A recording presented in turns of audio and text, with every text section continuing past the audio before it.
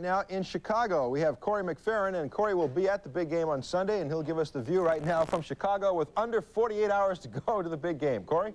I'm telling you, Spencer, this town is Bears crazy. A second ago, the weatherman here came by, held up a big sign, said, "Go Bears." Everywhere you go, everybody you talk to, the very first thing they say is, "What about the Bears?" He walks by again, a crazy weather guy here in Chicago, a lot like Storm Field, as a matter of fact. The newspapers here, Chicago Sun-Times, for example, talk about it's war tomorrow. A picture of Jim McMahon, or Sunday, I should say, front page.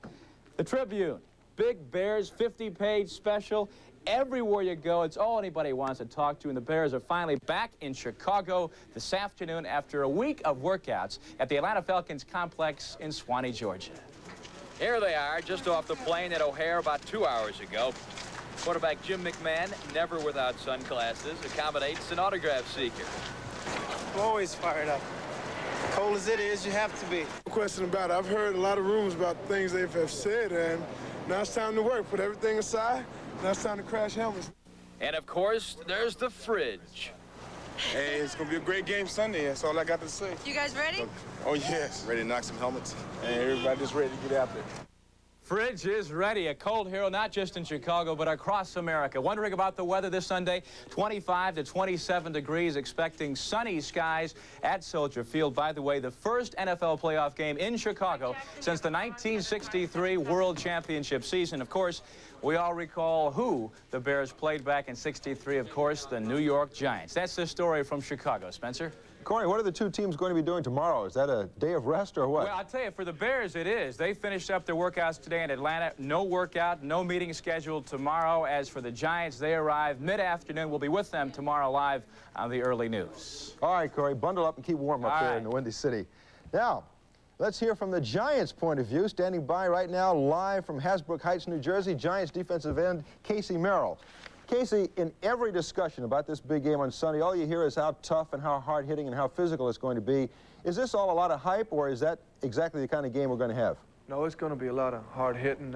That's how we play defense and offense, and the Bears are known as a tough physical team, and that's the kind of game we want to get into. We're going to get after them. We're going to be ready. Giants have been fired up for about 3 days now, and we're just trying to keep a lid on it until Sunday. All right, most of the analysis seems to center on the Giants' defense, the needs of the Giants' defense to shut down Walter Payton and to stop the long bomb to Willie Gault. Is it all that simple? Are those the two keys for you guys? No, not necessarily. We feel that to shut them down is going to be take a couple things. It'll be twofold. We look at the fact it's imperative we shut down Walter Payton. He's the greatest back to ever play the game. He's very strong, tough, relentless runner. We've got to shut him down. Then we feel containing Jim McMahon is imperative as well. If he's given time and the ability to scramble, he can burn you with big plays. But when he's kept in the pocket and faces good pressure like we're going to bring on Sunday, he can be just another quarterback. Casey, I've been around the Giants now for a few years, and never before have I sensed the kind of confidence and poise that I sensed this week around the locker room and on the practice field. What accounts for this new mood? Is it because the Giants are peaking right now and playing their best football of the season right now? Spence, I think that's a factor. We've improved. The last couple of weeks we've been in must-win situations, and we did win. We're in a position now where we're very fortunate. We thank God that we're the underdog. We have nothing to lose. The Bears are favored. We weren't supposed to have a prayer against the 49ers. We knocked them off. We're in another situation a lot like last week, and we're grateful for that opportunity. All right, Casey, listen, thanks for joining us live. I'm supposed to be impartial, but on behalf of a lot of Giants fans here, just want to say go out there and... Good evening from Chicago, everyone. As you can see, we're at Soldier Field, and the ground crews are trying to get the snow off the field by kickoff time, which is 12:30 tomorrow, New York time. Now, the forecast, as you can see, is for snow tonight. Tomorrow, it's supposed to be partly sunny with temperatures in the 20s. It's less than an hour to curfew for the New York Giants, and they better be in their rooms by 11 o'clock. Earlier tonight, they invited us up to join them. Cornerback Elvis Patterson and his roommate defensive end Leonard Marshall were keeping an eye on today's playoff games, but their minds were on the Bears and tomorrow. Well, I'm not going to say nervous. I'm going to say maybe a lot of them a little bit gun-shy at this point because we really don't know the Bears, and they don't know us. Elvis has extra support along. His wife, Lisa, is one of the few players' wives who made the trip to Chicago. I just look forward to seeing her and knowing that she's there, and that just makes me go out there and give it a little bit more on the field and get that extra 110%. How involved do you get in these games? To the point where I get headaches from jumping up and down and screaming. In the next room, defensive tackle Jim Burt and guard Billy Ard were just hanging out. Tomorrow, Ard goes against the Bears' William the Refrigerator Perry. Well, it's a dirty job when someone has to do it. A couple years from now, the guy may be a real good ball player, but right now the press and the media has built him up to be a superstar. And right now he's a good ball player, but he's not a great ball player. The Giants aren't the only ones who think they have a chance. CBS sports analyst John Madden thinks so too, especially if the weather is bad. It's funny, even though they're playing in Chicago and, you know, with bare weather, I think that bad weather would be an advantage to the Giants. So I think Giant fans, if anything, ought to hope for the worst weather that they can get.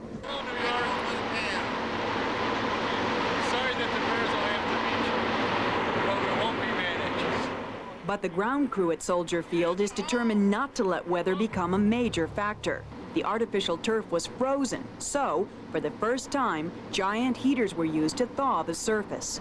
And we give a bubble or a dome effect, and if you went under there right now, it's about 70, 75 degrees underneath the field. Giants coach Bill Parcells is not letting on that he's worried about either the weather or the Bears. What's it going to take for us to win tomorrow? We're 9-point underdogs. More points than the Bears. That's it? That's it. That's it. That's the way it always is.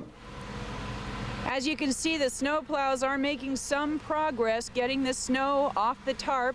There are about 150 ground crew workers here tonight. They will be working round the clock trying to get this field ready for kickoff time. Again, it's 12:30 New York time. Back to Richard and Lester. Michelle, are they expecting a lot of snow tonight? Will there be some accumulation there on the field? 2 to 4 inches, Lester, but it sure looks like it's going to be more than that. But again, they say it's going to be partly sunny tomorrow in the 20s, and if they can get the snow cleared, we shouldn't have much trouble. And by the way, a lot of the Giants are saying we don't care what the weather is, we're here to play. And John Madden says that inclement weather could help the Giants, so who knows?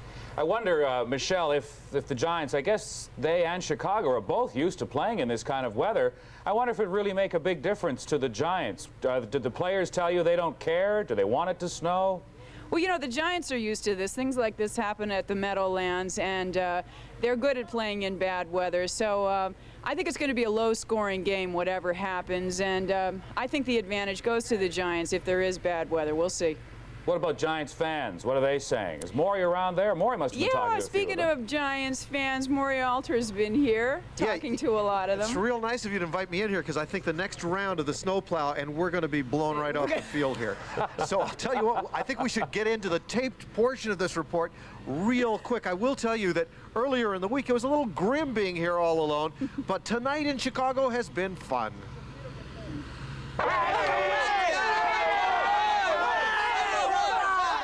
What a difference a couple of days can make in Chicago. This afternoon, the G-men arrived at the Marriott to the cheers of their fans. If those players are nervous, the fans sure aren't.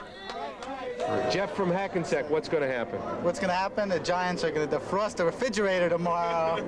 That's what's going to happen tomorrow. Here we've got Russell, Simon, Reisman, father and son from where? Queens, Rockaway Beach, Queens, New York. Did you guys fly in? No, we drove in 18 hours. Oh. You drove in to see the Giants? 800 miles. To see the winning team, the Giants.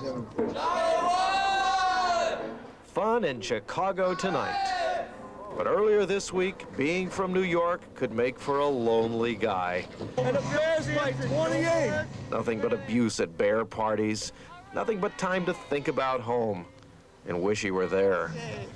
Could a guy wish his way to Old Broadway, to Brooklyn for a bagel? Of course, at Brooklyn Bagel Boys on Broadway, on Chicago's near North Side. Morris Goldman. Morris Goldman, originally from Brooklyn, New York. And Morris Goldman says he came to Chicago because it was ripe for a bagel boom. And local bagels were a bust, he says. And when we came in here, we educated the people and became a big thing here. What do you miss most about New York? Not too much, because I like Chicago. How about those Giants? Bet he misses them. I'm a dyed-in-the-wool Chicagoan right now, and I go for the team, the Bears. He's going to go for the Bears? Yeah, right now, and I think they're going to win also. Morris! Your friends from New York are watching. Oh, listen, what am I going to do? So I'll make a few enemies. Well, even if Morris doesn't miss the Giants or New York that much anymore, this reporter will still remember him as a man who brought New York bagels to the frontier, making Chicago safe for a lonely guy who might otherwise find this town pretty hard to bear. You know what else makes this whole trip more bearable? What's that?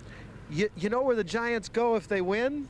Los Angeles. That's right. That's where it's warm, isn't it? Yeah. I know some people who can cover stories well there. Right, but first things first, we'll have complete coverage of tomorrow's game for you on Channel 2 News at 6 and 11, and we hope you'll join us for that. Back to the studio.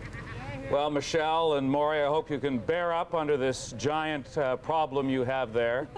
And stay warm, and we'll look forward to your reports tomorrow. Thanks. Good night. Good night, folks. Fans in our area got their last look at the playoff-bound Giants earlier today as the team left from Newark Airport for Bear Country. As Phil Simms and teammates walked through the departure gate, it was clear they were ready for some serious business.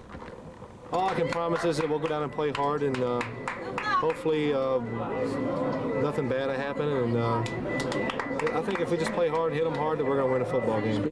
The supporters who came to see the Giants off seemed equally confident and occasionally just a little more emotional.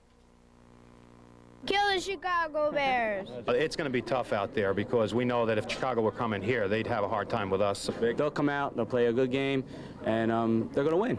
No doubt about it. They're going to upset. Everybody's picking the Bears. Giants are going to win. And many believe if the Giants win tomorrow, they can go all the way to the Super Bowl. There may have been another minor earthquake. And I predicted Dewey in '48, and I was only 1 year old at the time. Well, in about 13 hours and 15 minutes, it'll be kickoff time at Soldier Field in Chicago, and there'll probably be a lot of very large fellows who'll have trouble falling asleep tonight. On the 6 o'clock Eyewitness News, Corey McFerrin, who's in Chicago, asked Giants wide receiver Lionel Manuel what's going through his mind on the eve of such a big game. Well, as of right now, we've been watching the football games that have been playing in Dallas and the Rams, and it's hard not to think about the game tomorrow. That's our #1 goal right now. We just have to go out and play this game hard and hopefully come out with a victory. One thing you have to be thinking about tomorrow is the cold. 19 degrees, the wind chill should be around 0. How does that affect Lionel Manuel and Phil Simms, for that matter? Well, I don't really think it has an effect. At the beginning of the game, you'll feel a little cold, a little stiff, but you'll work that out. This game there's so much intensity in this game where it won't even come to mind after a while. All right, you asked for it. Here it is, prediction time. Have to admit, I've done a complete turnaround on this one. About a week ago, I thought the Bears would win, big. Now, I'm picking the Giants by 4, 20-16.